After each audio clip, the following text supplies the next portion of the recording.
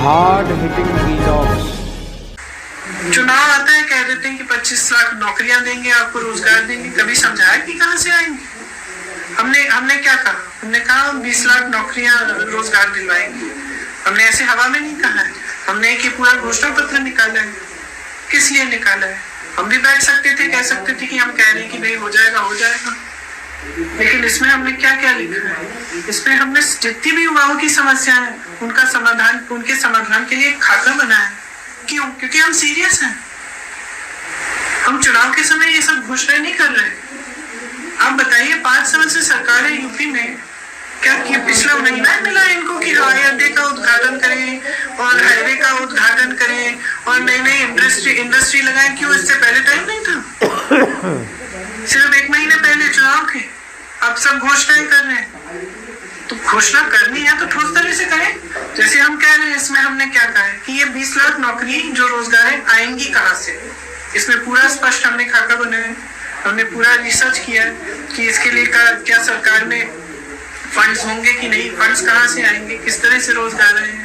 फिर आपको मालूम है कि यूपी में जो ये परीक्षाएं हैं, खासतौर से जो भर्ती वाली है, इनमें कितना घोटाला है, कितनी रद्द हो जाती है परीक्षा देने के बाद। इसमें कट ऑफ चेंज होता है। बेचारे बच्चे मुझसे मिलते हैं, दीदी कट ऑफ इतना था, हम पास हो गए, 2 महीने बाद बोल दिया कि कट ऑफ ही बदल गया। हेलो दोस्तों, भाई जैसा कि आपने वीडियो के शुरू में वो एक वीडियो क्लिप देखी होगी श्रीमती प्रियंका गांधी वाड्रा की, और भाई देखा होगा आपने, उन्होंने हाथ में एक पोथी ले रखी थी, झूठ का पुलिंदा भी हाथ में थाम रखा था भाई। और उसमें आपने देखा होगा कि किस तरह से, कितने कॉन्फिडेंस के साथ, कितना भाई मासूम चेहरा बना करके और कितनी कॉन्फिडेंस की आवाज में वो झूठ बोलने लग रही थी। कह रही थी कि भाई 4.5 साल हो गए और भाई योगी जी ने क्या किया योगी जी ने 20 लाख नौकरियों का वायदा किया था, कहाँ है नौकरियां 20 लाख? और फिर उन्होंने अपनी पोथी को पत्रकारों की तरफ मुखातिब करते हुए कहा कि ये देखो जी, हमने रिसर्च किया है और हमने ये पोथी बनाई है। हम यूं ही नहीं कह रहे, यूं कह रही थी कि भाई हम यूं ही नहीं कह रहे, हमने इसको रिसर्च किया है। भाई पक्का ये रिसर्च इटली से आया होगा और वो रिसर्च इटली वालों ने करके भेजा होगा, यहाँ पर उसे दिखा रही होंगी वो कि लो भाई 20 लाख नौकरियां कैसे आती हैं। और सब बता रही थी उसमें कि भाई हम कैसे देंगे नौकरियां कहाँ से आएंगी और कहाँ से हम इंतजाम करेंगे, ये सारा कुछ वो बता रही थी। भाई आप जानते हैं कि भाई वैसे तो बताते हैं पौराणिक कथाओं में कि राजा हरिश्चंद्र की कोई बहन नहीं थी, लेकिन ये तो भाई उनकी नई बहन पैदा हुई, सत्यवादी राजा हरिश्चंद्र की। आपने देखा होगा कि सच्चाई कैसे झलक रही थी। और ये भी कह रही थी कि भाई बच्चों के एग्जाम के लिए, जो कॉम्पिटिटिव एग्जाम होते हैं उनके लिए पहले एग्जाम होता है और उस एग्जाम में पहले कट ऑफ कुछ और होती है और बाद में जब रिजल्ट आता है तो कट ऑफ चेंज हो जाती है।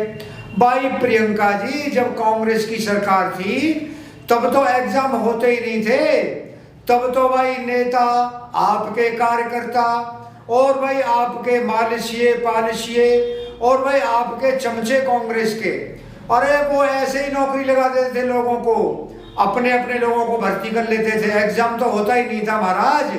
आप क्या कह रही हैं? और हाँ, एक बात और, आपके पिताजी ने ही खुद कहा था कि केंद्र सरकार 1 रुपया भेजती है, जाना होता है पैसा, जो लाभार्थी होता है, जो बेनिफिशियरी होता है, उसके पास तो सिर्फ 15 पैसे ही पहुंच पाते हैं।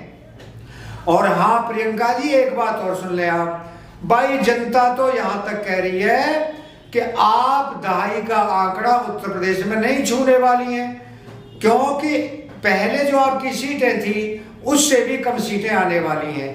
क्यों? पिछली बार आप साइकिल पे चढ़ गई थी और साइकिल पे चढ़ने के बाद आपने कुछ सीटों में इजाफा कर लिया था, लेकिन अब के आप दहाई का आंकड़ा नहीं छूने वाली हैं। 10 से नीचे सीटें रहेंगी कांग्रेस की। और आप किस सपने में हो रही है कि भाई हम मुख्यमंत्री बनेंगे?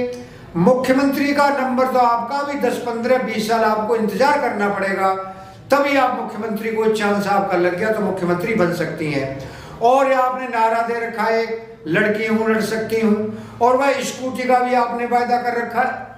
अब आप हमें ये बता दें कि भाई ये स्कूटी जो है इसके लिए पैसे कहाँ से आएंगे, इसका भी कोई रिसर्च करके और आप उसकी भी कोई पोथी पत्र बनाती और लोगों को दिखाती कि भाई ये पैसे यहाँ से हम मैनेज करेंगे और ऐसे हम स्कूटी देंगे। प्रियंका जी झूठ बहुत चल लिया। पिछले 55 साल से आपकी वहां सरकार थी।